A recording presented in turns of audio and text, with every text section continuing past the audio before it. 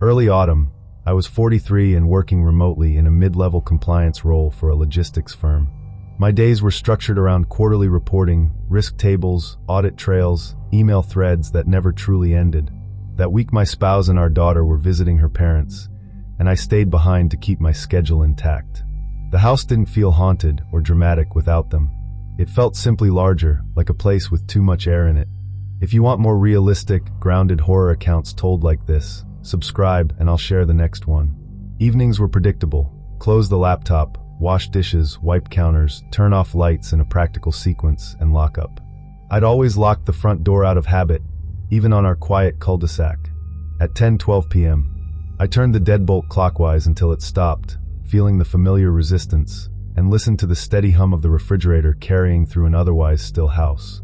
The deadline was the only reason I didn't accept an invitation to stay with friends. I told myself it was efficiency, less driving, fewer distractions, a clean stretch of nights to finish the work. The truth was simpler. I didn't want to rearrange my routine for a week. I liked the way my evenings folded into themselves when no one needed anything.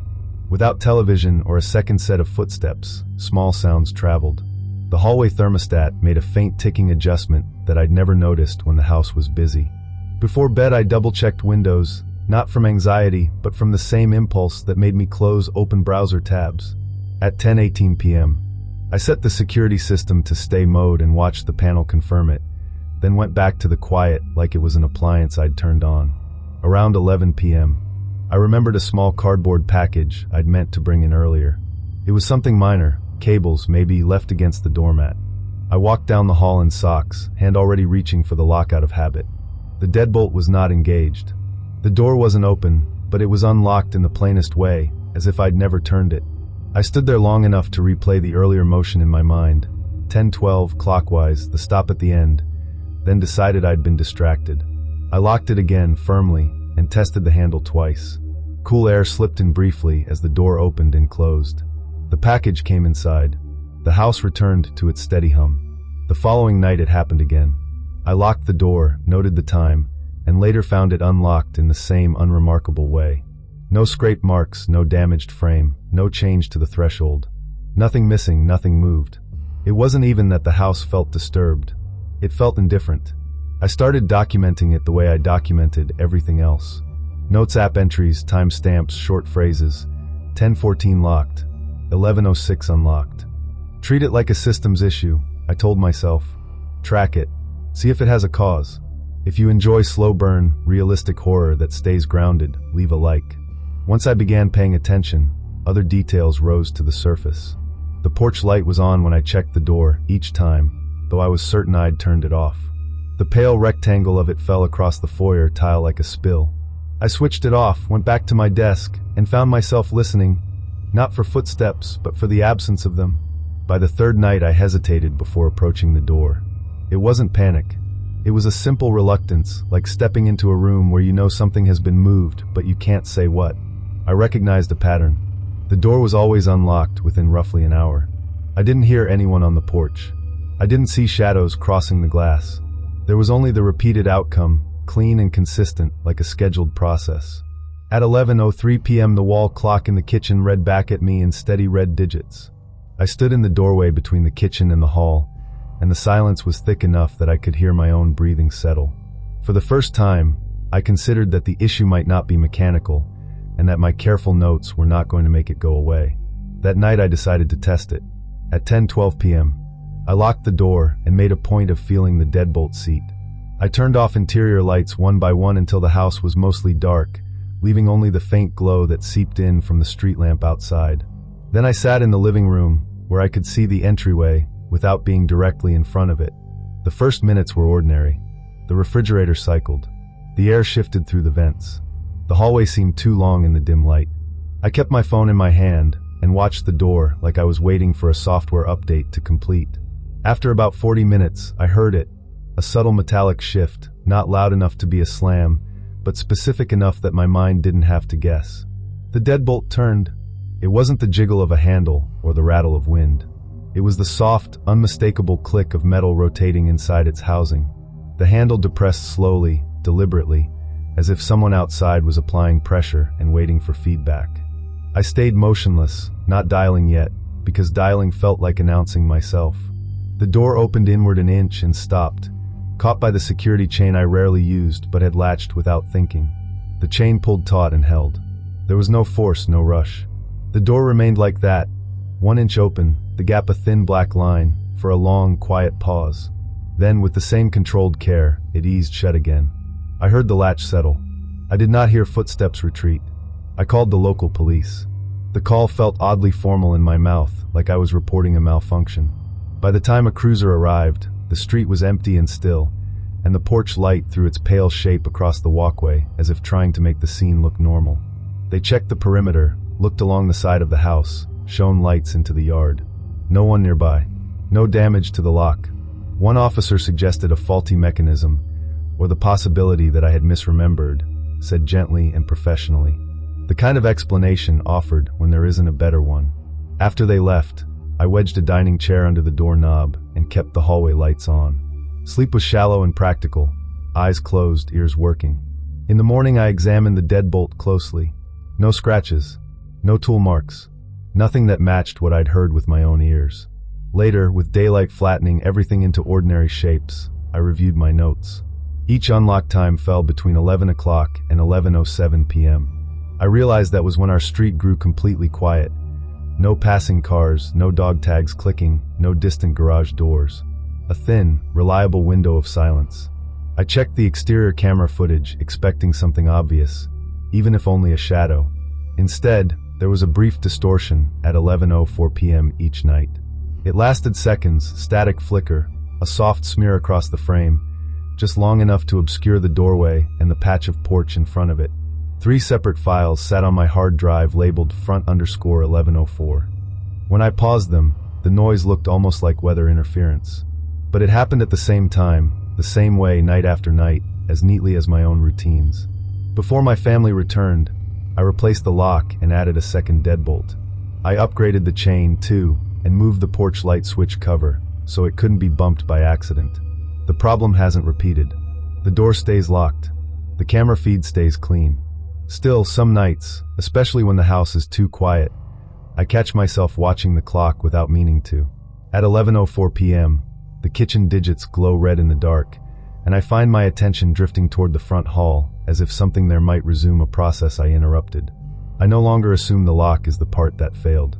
If you know someone who appreciates grounded horror that lingers, share this with them, and subscribe for the next account. Late winter, I was 46 and working as an independent insurance auditor. Most of my work was remote, reviewing documentation, reconciling claims, flagging inconsistencies that other people preferred not to see. That week my wife was out of state at a medical conference, and the house felt unusually quiet without her routines intersecting mine. Snow lined the edges of the driveway in compacted gray ridges, and the neighborhood was still functional but subdued. Because of recent car break-ins a few streets over, I locked the front door earlier than usual. The keypad autolock was set for 9:30 p.m., and I heard it engage on schedule. If you appreciate realistic, grounded horror told seriously, subscribe and I'll share the next account. Outside, tires moved occasionally over wet pavement with a muted hiss, then faded. I was reviewing digital claim files at the dining table, planning to stay awake past midnight to finish a report. The dining room gave me a clear line of sight down the hall toward the front entry, something I found reassuring when I was alone. At 9:30 and 12 seconds p.m., my phone displayed the notification. Door locked, 9:30 and 12 seconds p.m. I still got up and tested it manually, turning the handle and pressing the door inward. Solid. Secure. At 9:45 p.m., while scanning a spreadsheet, I heard the handle move once. It wasn't loud, just the dry rattle of metal against metal, brief and mechanical, like someone testing resistance rather than trying to force it. I sat still and waited for a second sound.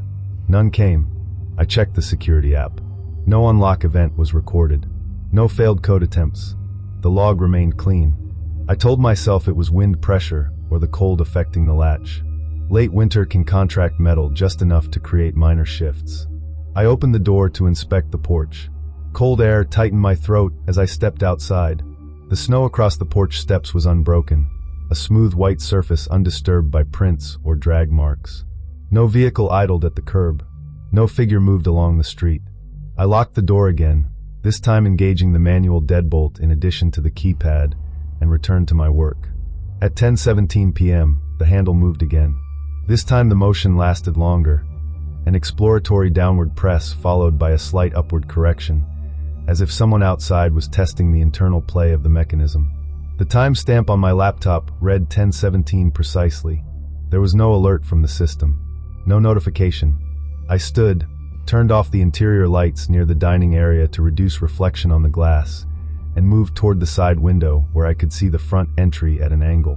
Snowmelt dripped rhythmically from the gutter outside, a steady, indifferent sound. Through the frosted oval window in the door, I thought I noticed a faint shift in shadow. It wasn't distinct enough to outline a body. It was more a change in density, as if something had interrupted the streetlight for a moment. The handle did not move again. I began to understand that the motion I'd heard wasn't random. It felt careful. Testing, not impulsive. If you value slow-burn, realistic horror, leave a like.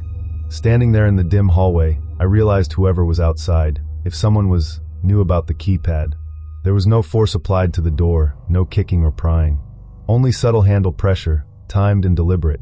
It felt like someone confirming whether I relied solely on automation, whether I trusted the system more than the hardware.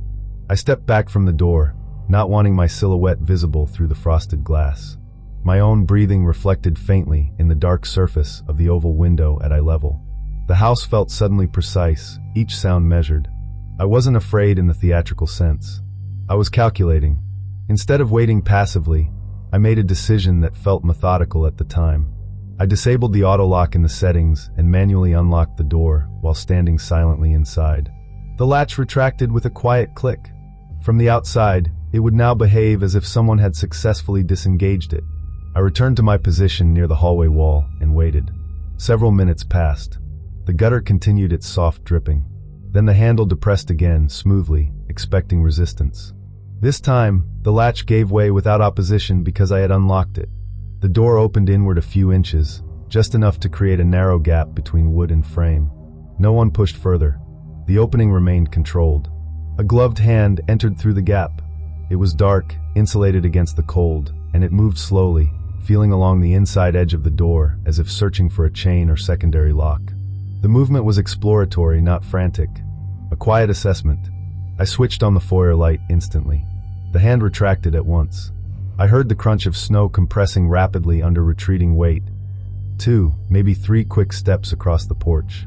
By the time I reached the threshold and pulled the door fully open, the walkway was empty. Partial boot impressions marked the snow leading toward the street, then stopping abruptly near the mailbox, as if whoever made them had stepped onto a surface I couldn't see. The police arrived within 15 minutes. Their patrol car idled quietly at the curb, blue and red lights reflecting faintly off the snowbanks without urgency. They followed the partial tracks as far as they could, noting where the impressions ended. No suspects were found in the area. One officer suggested it was an attempted burglary interrupted by the sudden light. It was a reasonable explanation. I didn't argue. Later, reviewing camera footage, I noticed a brief static distortion at 10:19 and 43 seconds p.m., the exact moment the latch disengaged. The image shimmered for a fraction of a second, obscuring the doorway. After that night, I stopped relying on the keypad auto lock entirely. By morning, new snowfall had erased every footprint. The weather app showed 1.3 inches overnight, enough to leave the driveway and porch looking freshly untouched. There was no physical trace that anyone had stood at my door. Over the following days, I considered the pattern more carefully. The handle had only moved on nights my wife was away. I reviewed past camera footage from other weeks. Nothing similar appeared when she was home. The attempts aligned exactly with my being alone. That suggested observation, not chance. Someone had likely known when the house held only one person. The precision of it unsettled me more than the hand itself. Nothing like it has happened again. The lock has been replaced, reinforced. The auto lock remains permanently disabled in the settings. When my wife travels now, I secure the door manually and sit for a while in darkness, listening. Sometimes the keypad backlight glows faint blue in the hallway, and I find myself watching it without meaning to. I suspect that night wasn't about entry. It was about confirmation, someone verifying what they needed to know. If you know someone who appreciates grounded, realistic horror, share this account with them, and subscribe for the next one. Early summer, I was 42 and working a hybrid schedule as a mid-level city planner. My days were split between zoning reports and infrastructure meetings, most of them predictable. That month my family was visiting relatives abroad for 3 weeks, and I stayed behind to keep projects moving. The evenings fell into a steady pattern: dinner, a little reading, porch light off at 9 o'clock. I locked the door mostly out of habit. The neighborhood was statistically safe, the kind of place where nothing significant ever seemed to happen. If you appreciate realistic horror accounts told without exaggeration, subscribe and I'll share the next one.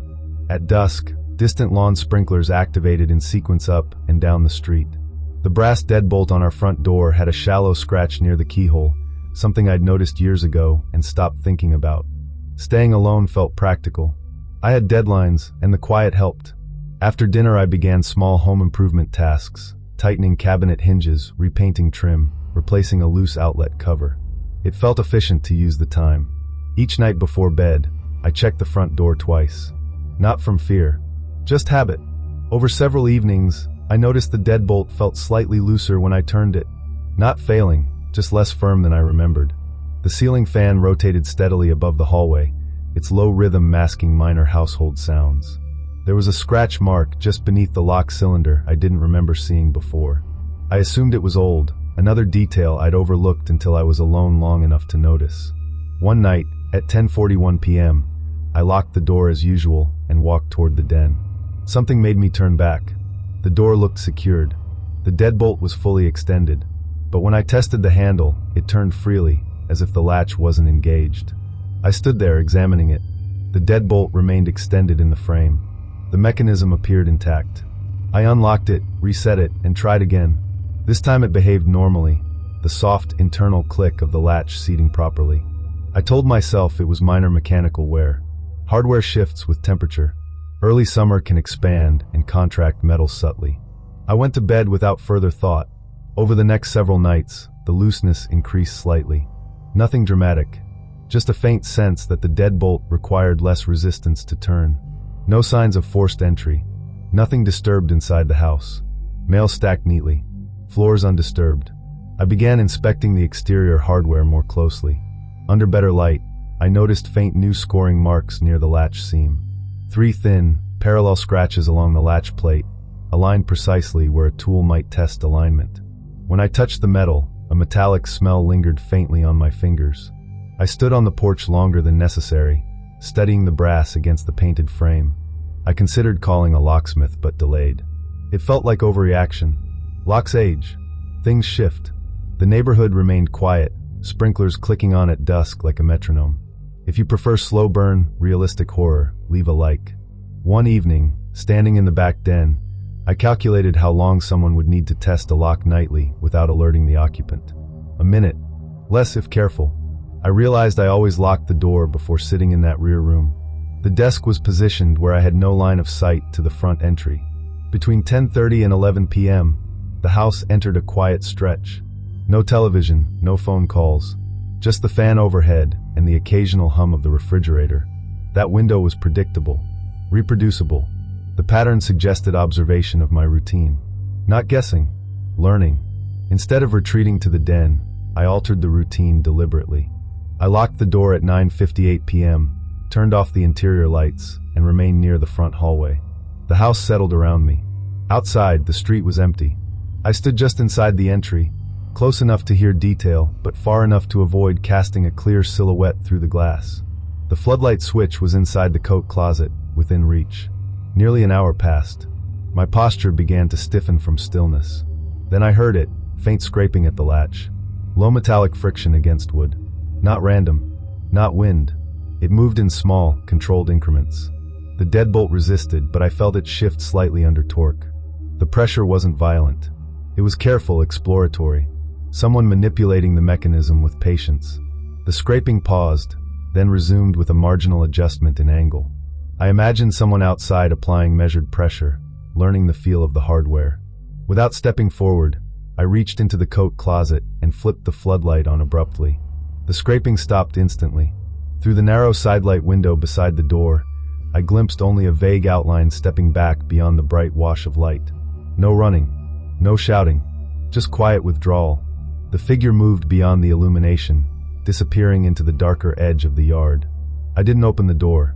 I stood there listening until even the faintest trace of movement dissolved into ordinary night sounds. The next morning I contacted a locksmith. He arrived mid-afternoon, professional and unhurried. As he removed the hardware, the drill motor hummed steadily in the quiet hallway. He examined the latch plate and the scoring marks, noting that they were consistent with repeated tool testing. Not a forced attempt, more like someone studying resistance over time. He replaced the entire locking assembly with a new stainless steel unit and retained the old lock in a labeled plastic bag, which I kept. He didn't speculate beyond that. Neither did I. That evening, when I turned the new deadbolt, it clicked with a heavier, firmer sound. The motion felt decisive. Afterward, I reviewed the previous weeks in my mind. Minor metallic noises I'd dismissed while reading or working in the den, each within a narrow time frame, always between 10:36 and 10:48 p.m. I checked the porch camera footage more carefully. There was no clear figure captured, but in several recordings, the frame vibrated almost imperceptibly at those exact times. A slight shake, as if weight had shifted close to the door, just outside the field of view. Paused and magnified, the vibration looked insignificant. But the timestamps aligned too precisely to ignore. It suggested someone had been standing very close to the door. Close enough to touch it, close enough to learn it. Since replacing the lock, nothing has happened. My family returned, and the routines resumed: voices, television noise, shared meals. The house feels occupied again. Still, I lock the door earlier now. And sometimes, after everyone has gone to bed, I stand briefly in the hallway and listen before turning away. The new stainless steel cylinder sits unmarked in the frame, smooth and without scratches. When it engages, the heavier click echoes more than the old brass ever did. If you know someone who appreciates grounded, realistic horror, share this with them and subscribe for the next account.